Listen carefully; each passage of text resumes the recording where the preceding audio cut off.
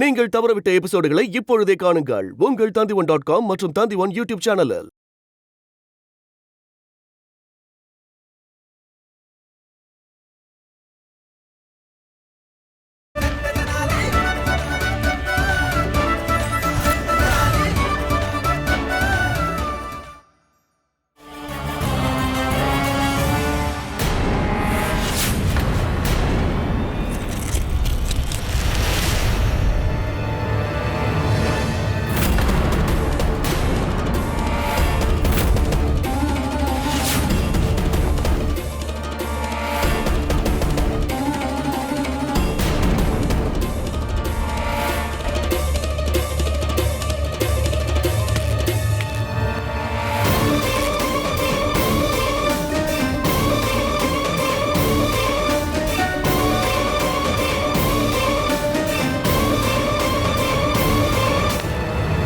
இப்ப உன்னோட ரத்தத்தாலதான் என்னோட வாளின் தாகம் தனிய போகுது. தாகம் என்னவோ தனிஞ்சிடும்.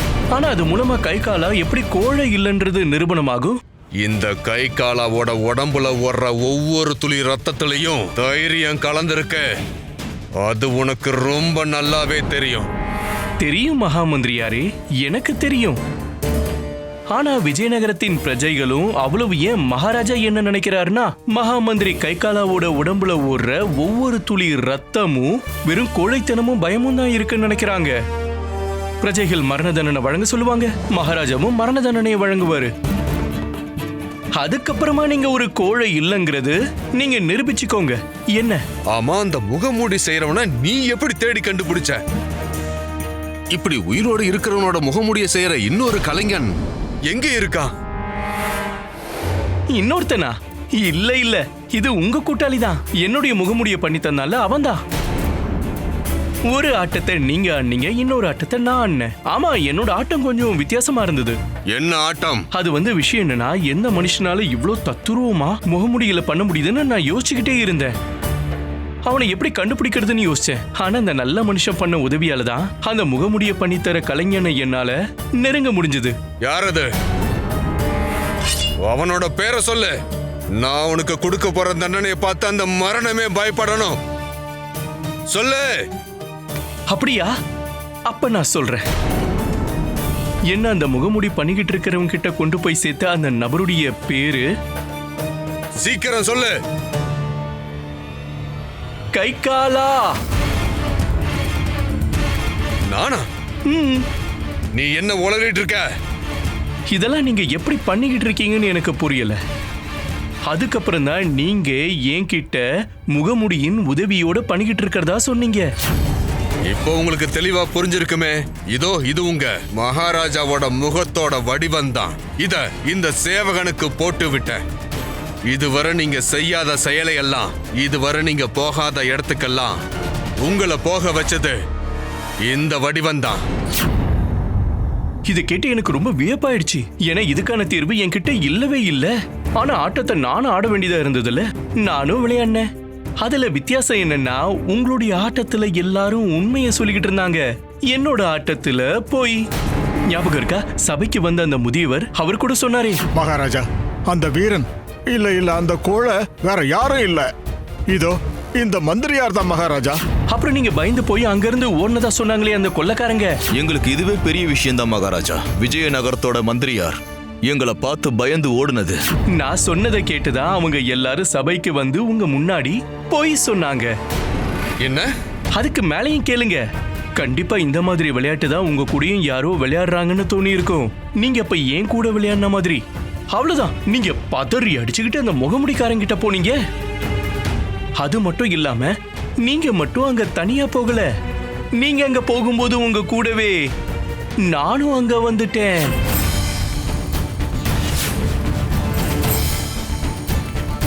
நீங்க அங்க அந்த முகமுடிக்காரங்கிட்ட பேசிக்கிட்டு இருந்த நேரத்துல நான் அந்த வாய்ப்பை சாதகமா பயன்படுத்தி மகாராஜாவுடைய முகமுடியையும் ஆடையையும் எடுத்துட்டேன். அப்புறம் நீங்க அங்க இருந்து போனதும் அப்படியே நான் மகாராஜாவுடைய முகமுடிய மாட்டிக்கிட்டு உங்களுக்கு அந்த முகமுடிய பண்ணி தந்தவன் முன்னாடி போய் நின்ன. வேட்டைக்காரனே அவனுடைய வலையில மாட்டிக்கிட்டா. மத்தவங்களுடைய முகமுடிய பண்றவன் அவன் முன்னாடி மகாராஜா வந்ததை பார்த்ததும் பயந்துட்டான். அது மூலமா உங்களுடைய முகமுடியை நான் வாங்கிட்டேன்.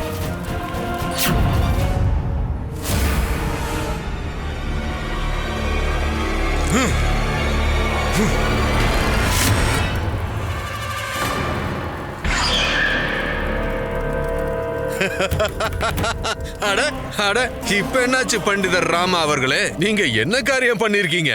உங்ககிட்ட இருந்த முகமூடி எரிஞ்சிருச்சு. இப்ப என்ன பண்ண போறீங்க? யாருக்கு விஷத்துக்கு மாத்து மருந்து தெரியாதோ அவங்க பாம்பு புத்துக்குள்ள கைய விடவே கூடாது. இப்பதான் நீங்க உங்க ஆட்டத்தை ஆரம்பிச்சீங்க. ஆனா அதுக்குள்ள நான் முழு நேர ஓய்வு தந்துட்டேன்.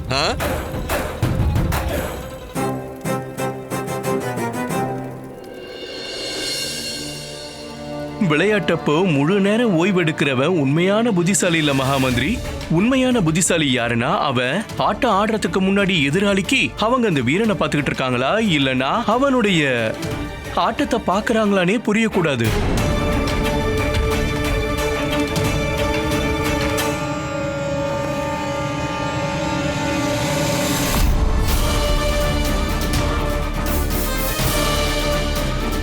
இங்க பாத்தீங்களா?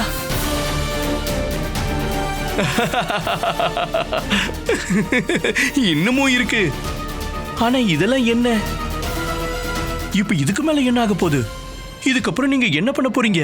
ஏன்னா இந்த மாதிரி ஒண்ணு இல்ல, நிறைய முகமுடிகளை வாங்கி வச்சிருக்க மகாமந்திரியாரே, அதுவும் உங்க கலைஞன் கிட்ட இருந்து.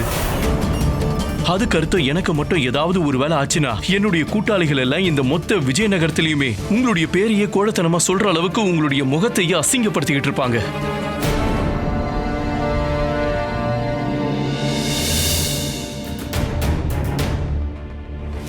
அற்புதம் அற்புதம் பண்டிதர் ராமா அவர்களே, எனக்கு ஆனந்தமா இருக்கு. ஆனா சும்மா இல்ல, இந்த மொத்த உலகமும் உங்களை மிகப்பெரிய புத்திசாலி மகா பண்டிதர்னு சொல்றது இல்ல. எல்லாரும் சொல்றது உண்மைன்னு நீங்க நிரூபிச்சிட்டீங்க. ஆனா ஒரு விஷயம் இருக்கு பண்டிதர் ராமா அவர்களே, என்னோட தலைக்கு மேல ஒரு ஆபத்து இருக்குன்னா உங்களோட தலைக்கு மேலே ஒரு வால் தொங்கிக்கிட்டு இருக்கு. நீங்க என்ன சொல்ல வரீங்க? நான் சொல்ல வரல, உங்களுக்கு புரிய வைக்கிறேன். இந்த பிரச்சனையிலிருந்து நாம தப்பிக்க நாம 2 பேரும் ஒன்னா இணைஞ்சாகணும். அடுத்து என்ன பண்றதுன்னு நாம யோசிச்சாகணும். நல்லா யோசிங்க யோசிங்க. விஜயநகரத்தோட மகாமந்திரியாருக்கு இவ்வளவு புத்தியாவது இருக்கணும்ல. யோசிங்க யோசிங்க, சீக்கிரம் யோசிங்க. பாருங்க, என்னெல்லாம் நடந்ததோ அதை நான் பண்ணல, அதே மாதிரி நீங்களும் பண்ணல. ஆனா நாம 2 பேரும் 3ஆவதா ஒரு ஆளை கண்டுபிடிச்சாகணும்ல. அவங்க மேல இந்த பழிகளை எல்லாம் போடுறதுக்கு, ஏன்னா அந்த 3ஆவது நபர் தான் இந்த முகமூடி சதித்திட்டத்தை போட்டு நம்மள மாட்ட வைக்க பார்த்திருக்காங்க, தண்டனை வாங்கி தர பார்த்திருக்காங்க. ஆனா யார் மேல பழிய போடுறது? அவன் இதுவரைக்கும் யாரும் பார்க்காத ஒரு ஆளா இருக்கணும், கேள்விப்படாத ஆளாவும் இருக்கணும். அப்படிப்பட்ட கற்பனையான மனிதன் யாரா இருக்க முடியும்? கபால சத்ரு. கபால சத்ருனா விஜயநகரத்தோட எல்லையெல்லாம் அங்கேயும் இங்கேயும் கொள்ளையடிச்சுக்கிட்டு இருக்கானே, அவனையா சொல்றீங்க?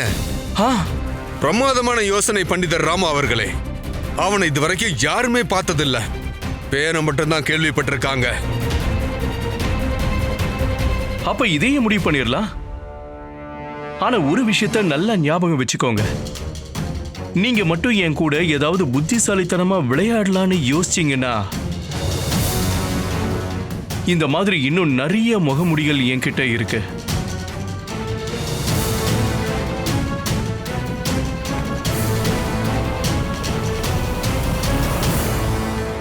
இப்ப இந்த பண்டிதர் ராமகிருஷ்ணனே என்னோட இன்னொரு எதிரியோட வாழ்க்கைய மொத்தமா முடிச்சு வைக்கிறதுக்கு எனக்கு உதவ போறான். இப்ப நான் ஒரே அம்புல நிறைய இரைகளை வேட்டையாட போறேன். அப்புறம் என்னோட அடுத்த குறி இந்த பண்டிதர் ராமகிருஷ்ணன் தான். ஒத்துக்கிட்டே ஆகணும். மொத்த விஜயநகரமும் உங்களை பத்தி தான் பேசிக்கிட்டு இருக்கு. நான் இத கூட கேள்விப்பட்டேன். நீங்க அரசவையில பண்டிதர் ராமகிருஷ்ணரை மட்டும் இல்ல, அந்த மந்திரி கை காலவ கூட வீழ்த்திட்டீங்களா? இப்ப உங்களுக்கு எல்லாமே வளர்ந்துடுச்சு. வால் முளைச்சிருச்சா என்ன? வால் இல்ல, பேரு பேரு, அதாவது புகழ். புகழ் நல்லாவே வளர்ந்துருச்சு. என்னன்னு சொல்றது, மகாராஜாவுக்கு என் மேல பெரிய நம்பிக்கை வந்துருச்சு. இப்படியே போனா சிம்மாசனத்தையே கூட கொடுத்துருவாரு. சிம்மாசனத்தையா? எனக்கு நம்பிக்கை இல்ல. எனக்கு நம்பிக்கை இருக்கு. அதாவது நான் ஏன் போய் சொல்லணும்? பாரு மந்தாகினி, நீ என்கிட்ட அந்த பண்டிதர் ராமகிருஷ்ணனை வீழ்த்த சொன்ன. ஆனா நான் அந்த பண்டிதர் ராமகிருஷ்ணனை மட்டும் இல்லாம அந்த கை காலாவையும் கூட வீழ்த்திட்டேன். இதெல்லாம் எதுக்காகன்னு தெரியுமா? எதுக்காக? உனக்காகத்தான். நீங்க சொல்றதெல்லாம் சரியாதான் சொல்றீங்க. ஆனா இவ்ளோ பெரிய விஜயநகரத்தோட மதிப்புமிக்க ராஜகுரு வெறும் கையோட வந்திருக்கீங்க. வெறும் கையோடவா? நான் வெறும் கையோடலாம் வரல. நான் உன்ன மாதிரியான விலை உயர்ந்த ஒரு ரத்தினத்துக்கு விலை உயர்ந்த ரத்தினங்கள் நிறைந்த ஆரத்தை கொண்டு வந்திருக்கேன். எனக்கு பிடிச்ச ஆரத்தை. தனிமனே குருஜி, அடே என் மேல ஏன்டா வந்து விளறீங்க? தள்ளி போங்க, தள்ளி போங்க, கொடுங்க. நான் உனக்காகவே இந்த விலை உயர்ந்த ரத்தினங்கள் நிறைந்த ஆரத்தை கொண்டு வந்திருக்கேன் இல்லையா தனிமணி? மந்தாகினி தேவி அவர்களே, குருஜி என்ன சொன்னாருன்னா, மந்தாகினியுடைய ரூபமும் இந்த நகையின் ஸ்வரூபமும் ரெண்டுமே ஒரே மாதிரி இருக்குன்னு. போதும் போதும் போதும், இதுக்கு மேல என்னால பொறுக்க முடியாது. இந்த அன்பளிப்பை சீக்கிரமா என்கிட்ட கொடுங்க.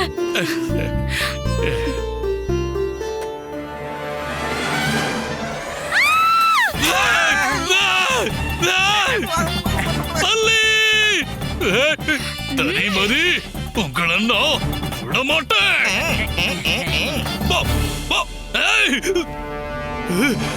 நான் பார்க்க என்ன பள்ளி மாதிரியா இருக்கு?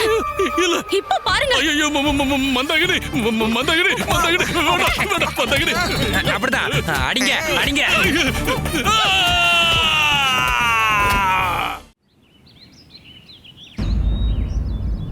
ஆண்டவரே, என்னால என் அப்பாவோட இந்த நிலைமைய பார்க்க முடியல. நான் சபதம் எடுக்கிறேன், என்னோட அப்பா நிரபராதின்னு நிரூபிக்கிற வரைக்கும் உணவு மற்றும் தண்ணியை நான் தியாகம் பண்றேன்.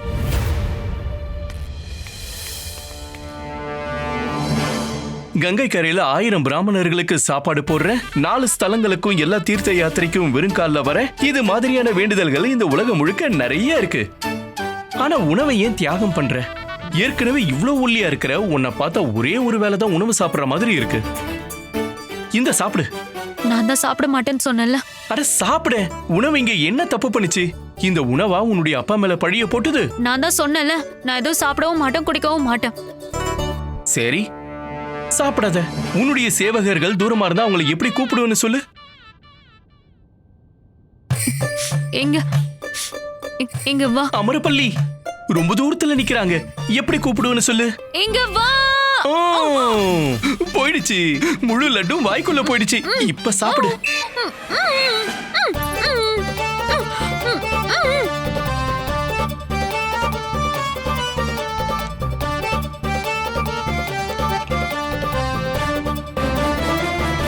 ஒழுங்கா நில்லு.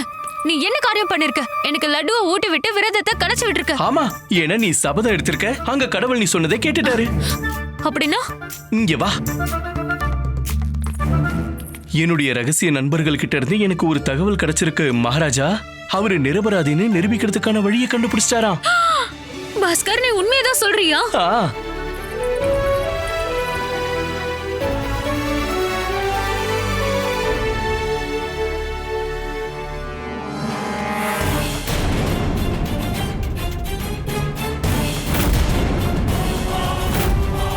பண்டிதர் ராமகிருஷ்ணருடைய மகன் பாஸ்கரா?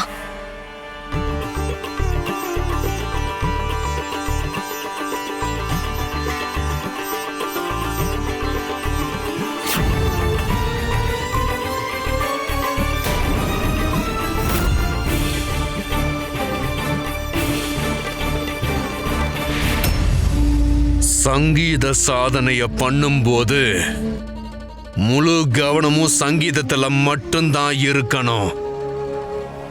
இல்லன்னா பார்வை யம தர்மராஜரின் வருகைக்கு காரணமாகவும் ஆயிரலாம். புரிஞ்சுதா? இல்ல புரியலையா?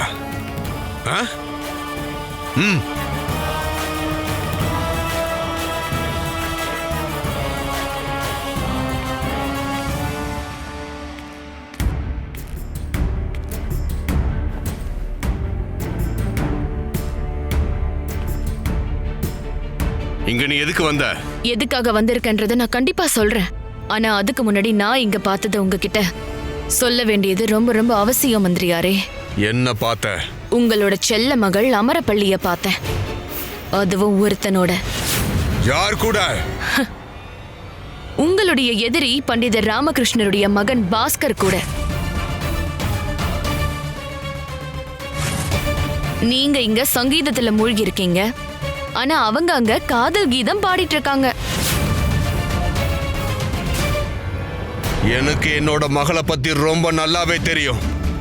அவ கண்டிப்பா இந்த மாதிரி எந்த ஒரு காரியமும் பண்ண மாட்டா.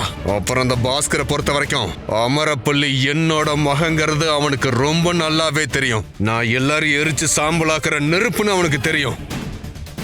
என்னோட சக்தி என்னன்னு அவனுக்கு தெரியும். என்ன சக்தி மந்திரியார் அவர்களே? உங்களை இந்த மொத்த விஜயநகரமும் போதும், வேற எதுவும் சொல்லிடாத. ஏன்னா நாளைக்கு அரசவையில் நான் அப்படி எதுவும் பண்ணலன்னு நிரூபிக்கும் போது அதெல்லாம் பார்க்கறதுக்கு நீ உயிரோடு இருக்க மாட்ட. நாளைக்கு நான் என்ன பண்ண போறேன்னு உனக்கு தெரியாது.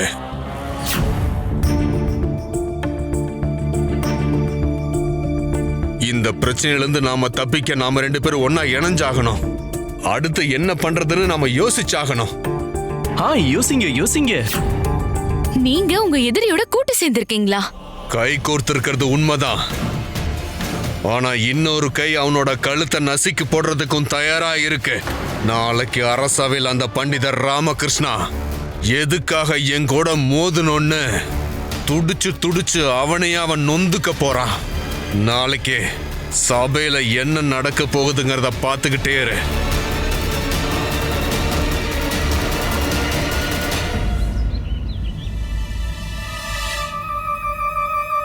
சாரதாமா, ஜாக்கிரதை, பாத்து கீழே விழுந்துற போறீங்க.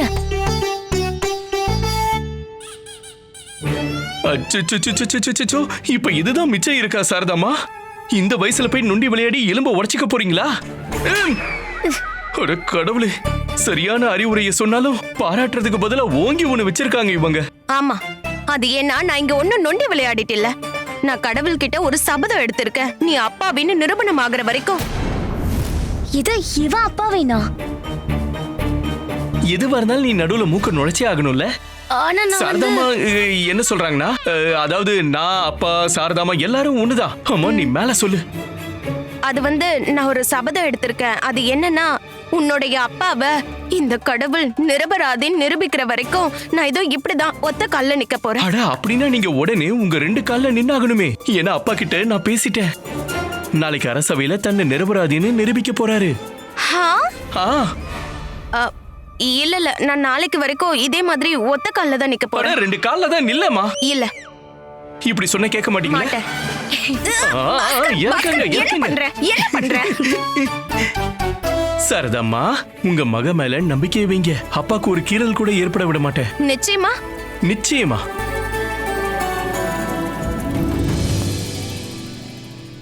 பண்டிதர் ராமகிருஷ்ணராகட்டும் மந்திரியாராகட்டும் 2 பேருமே இன்னும் அவைக்கு வரவே இல்லை. காரணத்தை நான் தெரிஞ்சுக்கலாமா? மகாராஜா, எனக்கு என்னமோ அவங்க 2 பேரும் ஓடி இருப்பாங்களோடு தோணுது.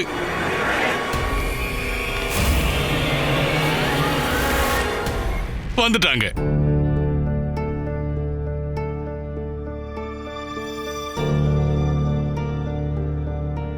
என்ன பண்ணணும்னு உங்களுக்கு தெரியும்ல.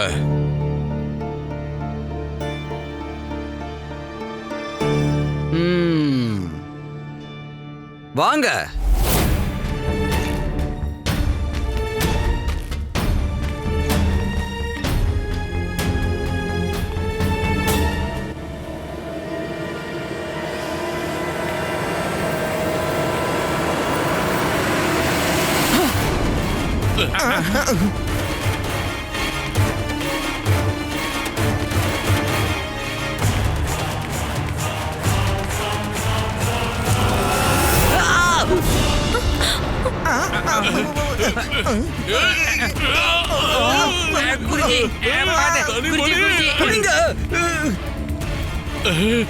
அவங்க ஓடுறாங்க பாருங்க. அவங்கள போய் புடிங்க. திருடர்கள்.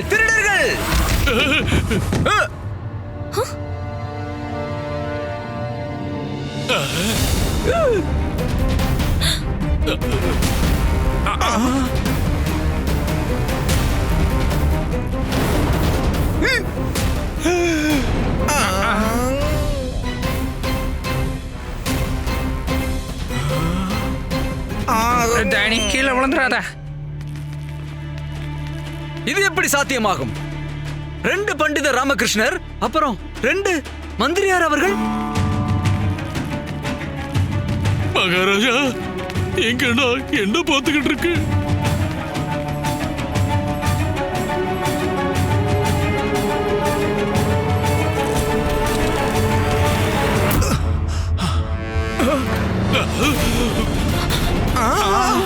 நகுஷா,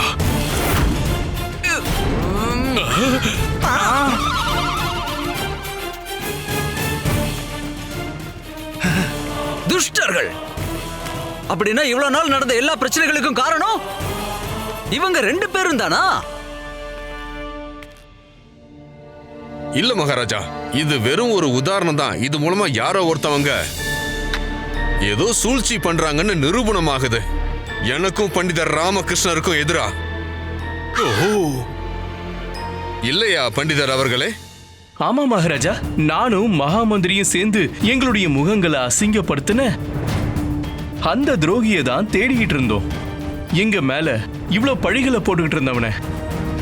இவங்க 2 பேரும் மட்டும் அப்பாவிங்க நிரூபணம் ஆயிடுச்சுன்னா அப்புறம் நான் எப்படி மகாராஜாவுக்கு நெருக்கமாக முடியும்? மகாராஜா, இவங்க 2 பேரும் சொல்றத நீங்க எதுவும் கேட்காதீங்க. இது கண்டிப்பா இவங்க தப்பிக்கிறதுக்கான ஒரு சூழ்ச்சி தான். அட ராஜகுரு அவர்களே, கொஞ்சம் அமைதியா இருங்க. முதல்ல இவங்க சொல்றத புரிஞ்சுக்க விடுங்க. புரிஞ்சுக்கோங்க மகாராஜா, புரிஞ்சுக்கோங்க. உட்காருங்க. அதாவது மகாராஜா, முதல்ல என் மேல போடப்பட்ட பழி என்னன்னா, நான் சில பேர்கிட்ட இருந்து செல்வத்தை வாங்கிட்டு அவங்க எல்லாரையும் நான் ஏமாத்திக்கிட்டு இருக்கிறதா சொன்னாங்க. அதுக்கப்புறமா நான் ஒரு பெண்ணை கல்யாணம் பண்ணிக்கிட்டு அவளை விட்டுட்டு ஓடி வந்ததா என் மேல ஒரு பழிய சுமத்துனாங்க. அதே மாதிரி மகாமந்திரி மேலேயும் ஒரு பழிய சுமத்துனாங்க. அதாவது இவர் ஒரு கோழன்னு. உண்மைதான். ஒரு எலிய பார்த்து பயந்துட்டாருன்னு. எல்லாத்துக்கும் மேல கொள்ளக்காரங்களை இவரால எதிர்கொள்ள முடியல, அவங்கள பார்த்து பயந்து ஓடி வந்துட்டாரு. எல்லாத்துக்கும் மேல மகாராஜாவுடைய மகுடத்தை அவமதிச்சிருக்காருன்னு கேள்விப்பட்டேன். அப்புறம் தான் நான் யோசிச்சு பார்க்கும்போது மகாராஜா, எனக்கு ஒரு விஷயம் தோணுச்சு. ஒரே மாதிரி வலைய எங்களுக்கு விரிச்சிருக்காங்க. என்ன வலை? அந்த வலை தான் மகாராஜா. எங்களுடைய அடையாளத்துக்கு எப்படி களங்கம் ஏற்படுத்தலாம் தான், எப்படி எங்க மான மரியாதைய அவமானமா மாத்தலான்னு யோசிச்சிருக்காங்க, எப்படி எங்க 2 பேரையும் இந்த அரசவையில இருந்து அகற்றுறதுன்னு யோசிச்சிருக்காங்க. ஆனா யாரு அப்படி பண்ணி இருப்பாங்க? கபால சத்ரு மகாராஜா. கபால சத்ருவா? அந்த கபால சத்ரு தான் இந்த மொத்த சதி திட்டத்தையும் தீட்டினது. பண்டிதர் ராம அவர்களோட சிந்தனையால தான் இது ஒரு சதி திட்டம்னு எனக்கு தெரிய வந்தது. இவரோட புத்திசாலித்தனம் மற்றும் திறமையால எனக்கு இன்னொரு விஷயமும் தெரிய வந்தது. இல்லன்னா இந்நேரத்துக்கு நீங்க எங்க 2 பேருக்கும் தண்டனை வழங்கி இருப்பீங்க. சரி சரி சரி, இப்ப அந்த கபால சத்ரு யாருன்னு சொல்லுங்க. மகாராஜா, கபால சத்ருங்கிறது அவனோட ஒரு போலியான பேரு. போலியான பேரா? அப்ப உண்மையான பேர் என்ன? அவன் உண்மையா யாருங்கிறது பண்டிதர் ராம அவர்களோட விசாரணையில தெரிய வந்தது. மகாராஜா, நான் நம்மளோட வீரர்களை அவன் இடத்துக்கு அனுப்பி வச்சிருந்தேன். அங்கிருந்து எனக்கு நிறைய ஆதாரங்கள் கிடைச்சிருக்கு. அது மூலமா மகாராஜா, கபால சத்ருவும் இந்த சதி திட்டத்தை தீட்டினது ஒரு ஆள்னு தெரிய வந்திருக்கு. இல்லையா பண்டிதர் ராமகிருஷ்ணரே?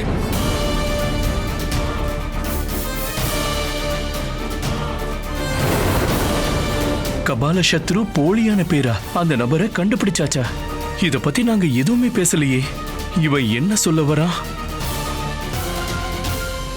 சொல்லுங்க பண்டிதர் ராமகிருஷ்ணரே, யார் அந்த கபால சத்ரு? சொல்லுங்க பண்டிதர் ராம அவர்களே. சொல்ற மகாராஜா, மகாமந்திரியார் சொல்றது உண்மைதான்.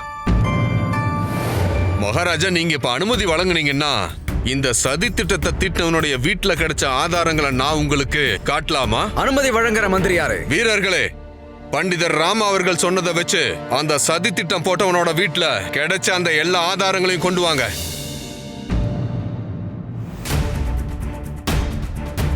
இந்த முகமூடிய பண்ற பொருட்களும் அப்புறம் இந்த முகமூடியும் கிடைச்சது. இதுல மகாராஜா உங்களுடைய முகமூடியும் இருக்கு. என்ன? அந்த முகமுடி பண்றவனுக்கு எவ்வளவு தைரியம் இருந்திருந்தா ஏன் முகத்தையே முகமுடியா பண்ணிருப்பான்? மந்திரியார் அவர்களே, அந்த முகமுடி பண்ணவனோட பேர் என்னன்னு சொல்லுங்க. பேரை சொல்லுங்க, அவனுக்கு இப்பவே தண்டனையை வழங்குறேன். மகாராஜா, இப்படிப்பட்ட சூழ்ச்சிக்காரனுக்கு கண்டிப்பா மரண தண்டனை தான் வழங்கணும். சொல்லுங்க மந்திரியாரே, அவனுடைய பேர் என்ன? யார் அது? மகாராஜா, அந்த சதி திட்டத்தை திட்டினது வேற யாரும் இல்ல, அது நம்மளோட ராஜகுரு தத்தாச்சாரியார் தான். என்ன? நான் எப்படி இதெல்லாம் பண்ணிருப்பேன்? நானா நானா மகாராஜா, இதெல்லாம் போய். வீரனே, இந்த ஆதாரங்கள்லாம் உனக்கு எங்க இருந்து கிடைச்சது? மகாராஜா, ராஜகுருவோட வீட்ல தான் இது கிடைச்சது. மகாராஜா, தத்தாச்சாரியாருக்கு எதிரான ஆதாரங்கள் இங்க எல்லாரும் முன்னாடியும் இருக்கு. இந்த முகமூடி எல்லாம் இவருடைய வீட்டுல தான் கிடைச்சிருக்கு. மகாராஜா, இதனாலதான் ராஜகுரு தத்தாச்சாரியார் என்னையும் பண்டிதர் ராமகிருஷ்ணரையும் குற்றவாளின்னு நிரூபிக்க விரும்பினாரு. ஆனா பண்டிதர் ராமகிருஷ்ணருடைய உதவியோட இவரோட திட்டத்தை கண்டுபிடிச்சிட்டோம். மகாராஜா, நான் சொல்றதை தயவு செஞ்சு நம்புங்க மகாராஜா. நான் எதுக்காக பண்டிதர் ராமகிருஷ்ணருக்கும் மந்திரியார் அவர்களுக்கும் எதிராக சதித்திட்டம் தீட்ட போற சொல்லுங்க.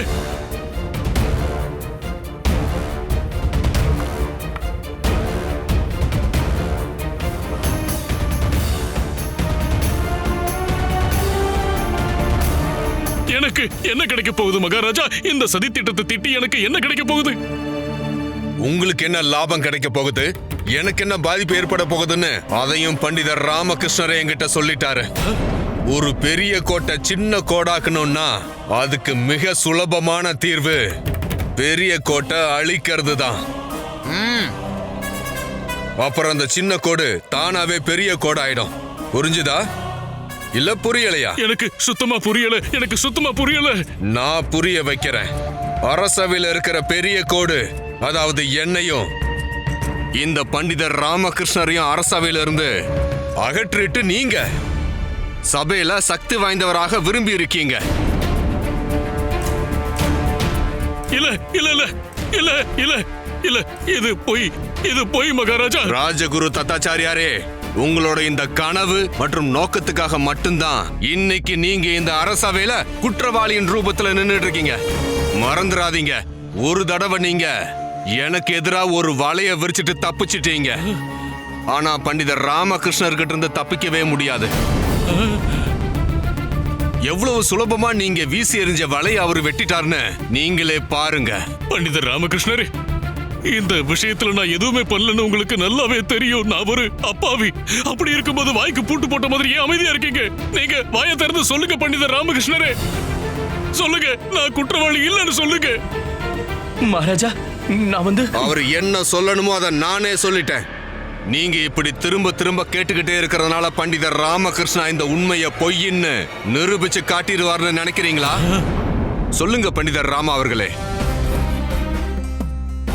இப்ப இந்த கை கால ஒரு சிக்கலான வலையை விரிச்சிருக்கான்னு நான் எப்படி உங்களுக்கு சொல்லுவேன்? இதை மட்டும் உடைச்சேன்னா உங்களோட சேர்ந்து நானும் இந்த வலையில நல்லாவே மாட்டிப்பேன். அதுக்கப்புறம் என்னால உங்களையும் காப்பாற்ற முடியாது, என்னையும் காப்பாத்திக்க முடியாது. ராஜகுருவே, உங்களுக்கு எதிரான ஆதாரங்கள் இந்த அரசவையில எல்லாரும் முன்னாடியே இருக்கு. கிடைச்ச இந்த முகமூடிகள் எல்லாம் உங்களோட வீட்டுல இருந்து தான் கிடைச்சிருக்கு. இல்ல பொதுமக்களே, இன்னைக்கு ஒரு முறை மறுபடியும் பண்டிதர் ராமகிருஷ்ணருடைய புத்திசாலித்தனம் மற்றும் திறமையால இன்னொரு பெரிய குற்றவாளி ஒரு குற்றத்தை பண்றதுக்கு முன்னாடியே மாட்டிக்கிட்டான். பண்டிதர் ராமா அவர்களை நாம எல்லாருமே பாராட்டணும். ராஜகுரு, நான் சொல்ல வந்தது என்னன்னா, முன்னாள் ராஜகுரு அவர்களே, நான் முன்னாடியே உங்களை பத்தி கேள்விப்பட்டிருந்தேன். நீங்க ஒரு கபடக்காரர், சுயநலவாதின்னு எல்லாரும் சொன்னாங்க. ஆனா நான் அந்த விஷயங்களை எப்பவுமே நம்பினதில்லை. ஆனா இன்னைக்கு பண்டிதர் ராமகிருஷ்ணருடைய புத்திசாலித்தனத்தினால அந்த குற்றவாளி நீங்க தான் தெரிய வந்திருக்கு. எங்க குற்றவாளி யாரா இருந்தாலும் அந்த குற்றவாளிக்கு தண்டனை கிடைக்க வேண்டியது அவசியமானது. ராஜகுருவே, நான் உங்களுக்கு அந்த தண்டனையை தரப்போறேன். தண்டனை வேண்டாம் மகாராஜா, நான் சொல்றத கேளுங்க. நான் ஒரு அப்பாவி மகாராஜா, நான் உண்மையதான் சொல்றேன். நான் ஒரு அப்பாவி மகாராஜா, நான் எதுவும் பண்ணல, நான் உண்மையதான் சொல்றேன். மகாராஜா கிட்ட சொல்லுங்க பண்டிதர் ராமகிருஷ்ணரை, ஏன் அமைதியா இருக்கீங்க? வாய மூடுங்க, அமைதியா இருங்க. கடவுளே கடவுளே. நீங்க என்னுடைய அரசவையோட 2 ரத்தினங்கள் வைரம் மற்றும் முத்துக்களான பண்டிதர் ராமகிருஷ்ணர் மற்றும் மந்திரியார் அவர்கள் கைகாலா இவங்க 2 பேருக்கு எதிரா சதித்திட்டம் தீட்டி இருக்கீங்க. இங்க சூழ்ச்சி பண்றவங்களுக்கு ஒரே தண்டனை தான் கிடைக்கும், மரண தண்டனை.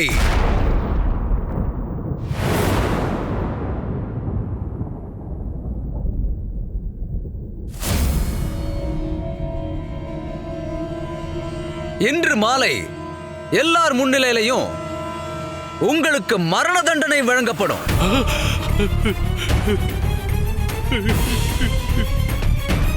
இல்ல மகாராஜா, மகாராஜா வேண்டாம் மகாராஜா, நான் அப்பாவி, நான் எந்த தப்பும் பண்ணல மகாராஜா. மகாராஜா கிட்ட சொல்லுங்களே, பண்டித ராமகிருஷ்ணரே மகாராஜா கிட்ட சொல்லுங்க, நான் எந்த தப்பு பண்ணலன்னு சொல்லுங்க. என்ன விட்டுடுங்க மகாராஜா, என்ன விட்டுடுங்க மகாராஜா, நான் ஒரு அப்பாவி மகாராஜா, நான் எதுவும் பண்ணல, என்ன விட்டுடுங்க மகாராஜா.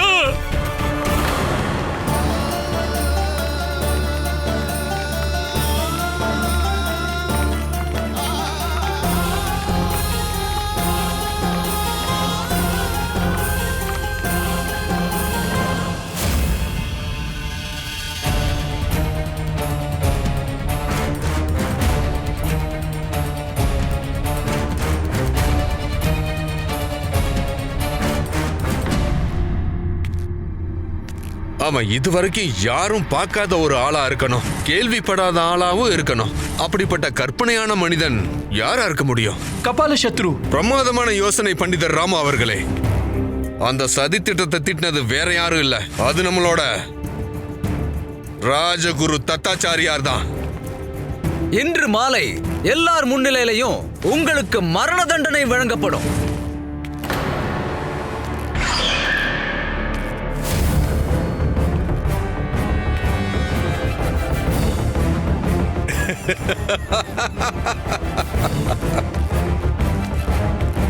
மின்னலோட மோதிரத்தோட விளைவு என்னன்னு பாத்தியா? என்னோட போட்ட ஒப்பந்தத்தை நீங்க எப்படி உடைச்சிருக்கீங்கன்னு பார்த்தேன். என்னோட உதவியை பயன்படுத்தி நீங்க ராஜகுருவை ஒரு குற்றவாளியா ஆக்கியிருக்கீங்கன்றதையும் பார்த்தேன். அதே மாதிரி இதையும் பார்த்தேன். ஒரு கற்பனையான நபரை மாட்டி விடுறதுக்கு பதிலா ராஜகுருவுக்கும் நீங்க எப்படி மரண தண்டனையை வாங்கி கொடுத்தீங்கன்னு நல்லாவே பார்த்தேன். இல்ல இல்ல இல்ல இல்ல இல்ல, நீ இன்னும் முழுசா எதையுமே பார்க்கல. இது வெறும் ஒரு ஆரம்பம் தான். என்னோட அறிவுரையை நீ கேட்டுக்கோ. கண்ணுக்கு தெரியறத மட்டும் நீ பார்க்காத. கண்ணுக்கு என்னெல்லாம் தெரியலையோ அதையும் பார்க்கறதுக்கு நீ முயற்சி பண்ணு.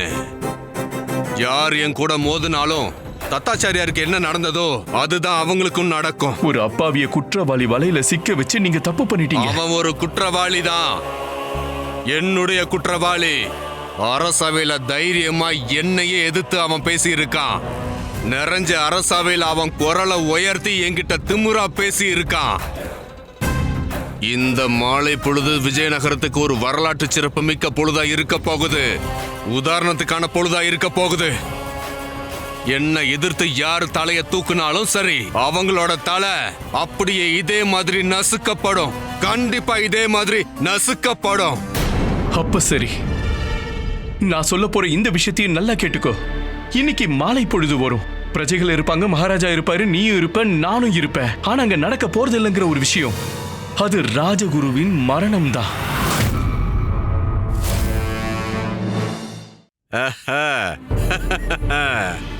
இப்போ அந்த யம தர்ம ராஜாவே நேரா பூமிக்கு வந்தாலும் அவரால கூட தத்தாச்சாரியார மரண தண்டனையிலிருந்து காப்பாற்ற முடியாது. இத பண்றதுக்கு யமராஜர் அவ்வளவு கஷ்டப்பட வேண்டியதெல்லாம் இல்ல, நானே அதுக்கு போதும். நீ தத்தாச்சாரியாரோட உயிரை காப்பாத்த போறியா? ஆமா. இன்னைக்கு இப்பவே இங்கேயே இந்த நொடியே நான் உனக்கு ஒரு சவால் விடுறேன். இந்த உலகத்துல இருக்கிற எல்லா சக்தியையும் பயன்படுத்திக்கோ, ஆனா நான் மரணத்தை ராஜகுரு கிட்ட கூட நான் நெருங்க விட மாட்டேன். இப்ப அவருடைய உயிரை மட்டும் இல்ல, அவர் இழந்த மானத்தையும் மரியாதையையும் அவருக்கு திரும்ப பெற்று தருவேன். இது என்னுடைய வாக்குறுதி.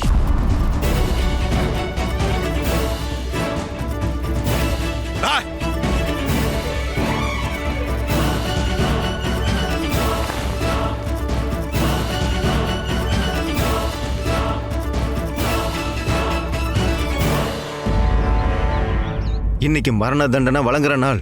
ராஜகுருவ அட வணக்கம் பண்டிதரே. வணக்கம் நக்குஷ் ஐயா. நீங்க இங்க? முன்னாள் ராஜகுரு ஒரு விசேஷமான கைதி. அதனால தண்டனைக்கு முன்னாடியே அவருக்கு எதுவும் ஆயிடக்கூடாதுன்னு மந்திரியார் அவர்களே முழு கவனத்தோட அவரை பாதுகாக்கிற வேலைய என்கிட்ட ஒப்படைச்சிருக்காரு. ஆனா நீங்க இங்க எப்படி? நான் உங்களுக்கு எப்படி உதவணும்? நான் குருவை சந்திக்கணுமே. சந்தனம் பூசணுமா? இது சந்தனம் பூசுறதுக்கான சரியான நேரம் இல்ல பண்டிதரே. சந்திக்கணும் நக்குஷ் ஐயா. அவரை பார்க்கணும். அவரை சந்திக்கவும் முடியாது. ஏன்னா மந்திரியார் கட்டளையிட்டு இருக்காரு. அவரோட அனுமதி இல்லாம ஒரு சின்ன தூசி கூட இந்த சிறைச்சாலைக்குள்ள போக முடியாது. ஆனா நக்குஷ் ஐயா, நான் அவரை சந்திக்க வேண்டியது அவசியமானதாச்சு. ஆனா மந்திரியாரோட கட்டளைக்கு எதிராக எங்களால செயல்பட முடியாது. கைகாலாவுக்கு எதிராக இவங்க எப்பவும் செயல்பட மாட்டாங்க.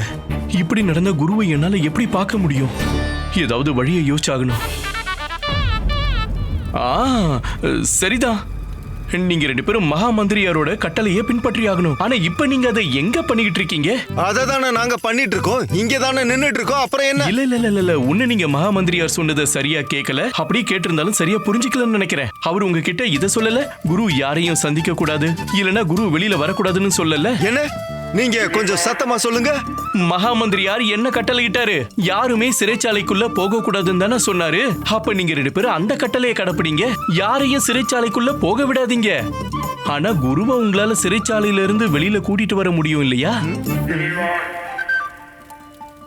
இல்லனா நீங்க 2 பேரும் யாரையுமே குருவை சந்திக்க விடலன்னு மகா மந்திரியாருக்கு தெரிய வந்ததுன்னா, அதாவது என்ன கூட போக விடலன்னு தெரிஞ்சதுன்னா, அதுக்கப்புறம் உங்க 2 பேருக்கும் ரொம்ப கடுமையான தண்டனையை வழங்கிடுவாரு. இந்த பண்டிதர் சொல்றது ரொம்பவே சரிதான். இவர் ஒரு பெரிய புத்திசாலி. பண்டிதர் அவர்களே, மந்திரியாரோட தண்டனையில இருந்து என்ன காப்பாத்திட்டீங்க. இது மட்டும் மந்திரியாருக்கு தெரிஞ்சதுன்னா என்னோட கண்ணம் உங்களுக்கு நன்றி கடன் பட்டிருக்கு பண்டிதரே. அப்ப அந்த நன்றி கடனை செலுத்துங்க. சீக்கிரமா குருவை சந்திக்க வைங்க. வாங்க.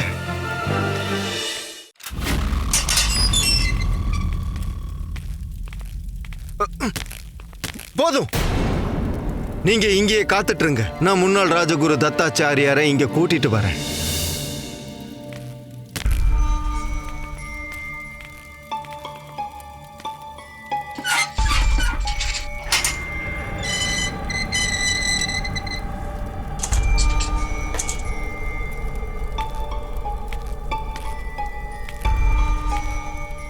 முன்னாள் ராஜகுரு தத்தாச்சாரியார் அவர்களே, அட என்ன பார்க்காதீங்க, கொஞ்சம் வெளியில வந்து உங்களை சந்திக்கிறதுக்கு யாரு வந்திருக்காங்கன்னு பாருங்க. மகாராஜா வந்திருக்காரா? அவரு கண்டிப்பா என்ன விடுதலை செய்யதான் வந்திருப்பாரு. அட மகாராஜா இங்க வரல. அவர் எதுக்கு இங்க வர போறாரு? அவர் சபையில சொன்னதை கவனிக்கலையா? யாருன்னு நீங்களே வந்து பாருங்க. வேற ஒருத்தர் வந்திருக்காரு. வாங்க வாங்க வாங்க.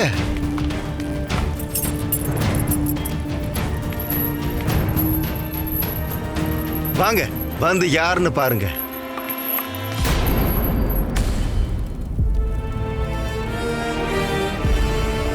சரி,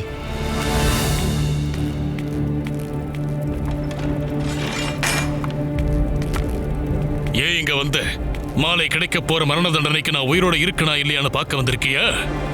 குருவே, என்ன குருவேன்னு கூப்பிடாத. எனக்கு மரண தண்டனையை வாங்கி கொடுத்தது உனக்கு பத்தலையா? இப்ப என்னோட காயத்து மேல உப்பு கொட்ட வந்திருக்கியா? குருவே, நீங்க என்ன தப்பா புரிஞ்சுக்கிட்டு இருக்கீங்க. என்ன நமக்கு நடந்த இதுக்கும் எனக்கும் எந்த சம்பந்தமும் இல்ல. இது எல்லாம் அந்த கைகாலாவுடைய வேலைதான். நான் உங்களை காப்பாத்ததான் இங்க வந்தேன். காப்பாத்தவா? நான் உங்களை காப்பாத்ததான் இங்க வந்தேன். என்ன காப்பாத்த நினைச்சிருந்தா உங்க வாய்க்கு பூட்டு போட்டு சபையில அப்படி அமைதியா நின்னுகிட்டு இருக்க மாட்டீங்க. தயவு செஞ்சு இதை புரிஞ்சுக்க முயற்சி பண்ணுங்க. இது எல்லாம் கைகாலாவுடைய திட்டம் தான். இத பத்தி எனக்கு எதுவுமே தெரியாது. கடைசியில் அவன் விரிச்ச வலையில நானே மாட்டிக்கிட்டேன். நான் மட்டும் சபையில வாயை திறந்திருந்தா நானே உயிரோடு இருந்திருக்க மாட்டேன் குருவே. ஆனா இப்ப நான் உங்களுக்கு எதுவும் ஆக விட மாட்டேன். நான் நம்ப மாட்டேன். சரி, நம்பாதீங்க. என் கேள்விக்கு மட்டும் பதில் சொல்லுங்க. பதில் சொல்ல மாட்டேன். சொல்லிதான் ஆகணும். நீங்க இதை மட்டும் சொல்லுங்க. என்ன கல்யாணம் பண்ணிக்கிட்டேன்னு சொன்ன அந்த பெண் நீங்க கல்யாணம் செஞ்சுக்கிட்டீங்க. ஐயோ, நான் சொல்றத முழுசா கேளுங்க. என்ன சொல்லி முடிக்க விடுங்க. சரி, முழுசா சொல்லி முடிங்க. சரி, இப்ப இதை சொல்லுங்க. இன்னில இருந்து 4 நாளைக்கு முன்னாடி சாயங்கால நேரத்துல மகாமந்திரி மகாராஜாவோட அறையில எலிய பார்த்து பயந்தப்போ நீங்க எங்க இருந்தீங்க? அதையே நான் சொல்லணும். குருவே, நீங்க சாகணும்னு நினைச்சிருந்தனா அது இன்னைக்கு சாயங்காலம் கண்டிப்பா நடக்க போகுது. அப்புறம் எதுக்காக நான் உங்களை காப்பாத்தி இங்க வரணும்? இங்க பாருங்க, ரொம்ப கஷ்டப்பட்டு அந்த நக்கூஷை என் பேச்சில குழப்பி விட்டு நான் இங்க வந்திருக்கேன். என்கிட்ட நேரம் ரொம்ப குறைவா இருக்கு. என் கேள்விக்கு முதல்ல பதில் சொல்லுங்க. அது வாங்க மந்திரியார் அவர்களே. இங்க என்ன நடக்குது? ஒரு முக்கியமான சந்திப்பு நடந்துட்டு இருக்கு. நீங்களே பாருங்க மந்திரியாரே.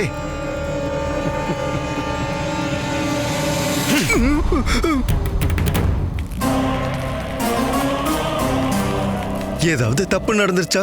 மகாராஜா கட்டளையிட்டு இருக்காருன்னு சொன்னல. அவரோட அனுமதி இல்லாம காற்றின் அலை கூட தத்தாச்சாரியாரோட சிறைக்குள்ள போக கூடாதுன்னு சொன்னல. மந்திரியார் அவர்களே, உங்களோட அனுமதி இல்லாம காற்றின் அலை கூட ராஜகுருவோட சிறைக்குள்ள போக கூடாதுன்னு சொல்லி இருந்தீங்க. ஆனா உங்க அனுமதி இல்லாம நல்ல காத்த சுவாசிக்க ராஜகுரு சிறைச்சாலையை விட்டு வெளியே வரக்கூடாதுன்னு நீங்க சொல்லவே இல்ல. உதவாக்காரைய, உன்னோட மூளைக்குள்ள வீணை வாசிச்சிட்டு இருக்கான்னு உங்ககிட்ட யார் இப்படி சொன்னது? பண்டிதர் ராமகிருஷ்ணர் தான் சொன்னாரு. பண்டிதர் ராமகிருஷ்ணா உன்னை முட்டாளாக்கியிருக்கா, நீ அதை நம்பிட்டல்ல. இப்ப என்ன சொன்னீங்க மந்திரியாரே?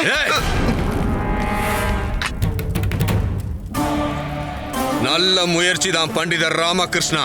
ஆனா நான் தான் சொன்னல, இந்த தண்டனையில இருந்து தத்தாச்சாரியாரை யாராலையும் காப்பாற்ற முடியாதுன்னு. அதனால நீங்க இப்ப உங்களோட இந்த அப்பாவித்தனமான நாடகத்தை எல்லாம் நிறுத்திட்டு ஒழுங்கா இங்கிருந்து கிளம்பி போயிடுங்க.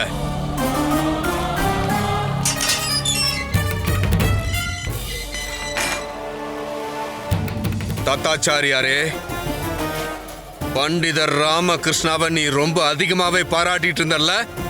இன்னைக்கு அதே பாராட்டே உன்னோட உயிரை எடுக்க போகுது. இவரை ரொம்ப கவனமா பாத்துக்கோங்க.